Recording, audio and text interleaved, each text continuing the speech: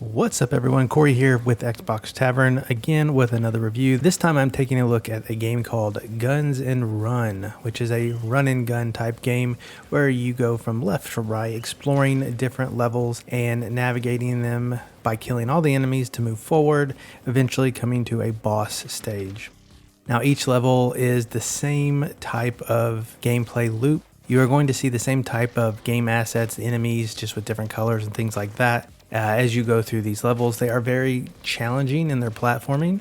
They kind of remind me of Celeste in some areas. You do have a dash ability and you can shoot a gun, and sometimes you have to get to a certain place and you have to do those things multiple times. So they place little orbs around where you can do those things like dashing multiple times without touching the ground as long as you collect those orbs. So that's kind of where I pull that inspiration from. Otherwise, it's a straightforward kind of run and gun game. One of the things I want to note is that it is challenging, like I said, but it is a die over and over and over game. So if you don't like that, then maybe stick away.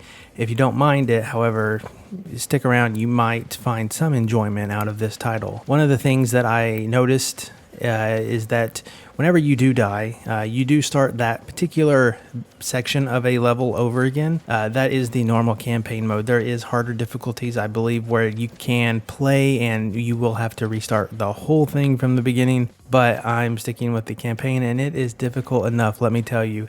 You do have 4 characters to choose from the start. It looks like there's 8 characters in total that you unlock later if you play the game long enough and get to those certain points. But the levels themselves are kind of plain. You will be doing a lot of running and gunning, just as the name implies. There are power-ups that you will come across that may give you a shield, I think, or there is different weapons in the game with the limited ammo before you are sent back to your infinite pistol type weapon. One thing I will say about the game is that it does feel really good when you beat a boss. You might die 10, 12, 20 times, but when you do beat that boss, you do get some gratification. However, that might come with relief that you just don't have to play that level anymore. There were definitely times when I felt I skated by and I just went guns blazing and just barely made it by. And I was so happy that I could move on.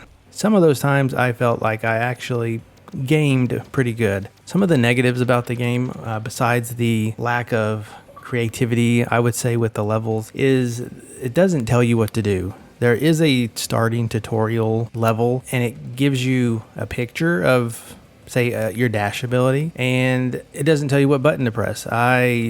You can see in the video where I am just trying to figure out, what am I supposed to do here? What is it telling me to do? So that was a little frustrating. It is a basic game, so you are just jumping. There is a double jump, and then there's a dash. That's kind of your main traversal mechanics. The audio is decent, but otherwise the enemies in the levels are a little uninspiring and nothing too crazy to write home about.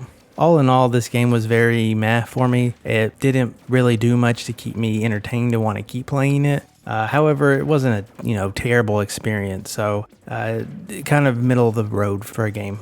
But I hope you enjoyed this gameplay. I hope it has helped you decide if you want to give the game a try. Like I said, it's very challenging, especially in the platforming and with the enemies around and having to defeat them.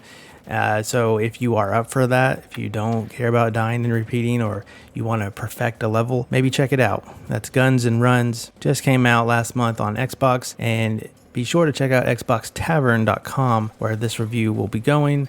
If you're not already there, we post tons of reviews all the time, so be sure to check those out. But that will do it for me for this review. I'll see you in the next one.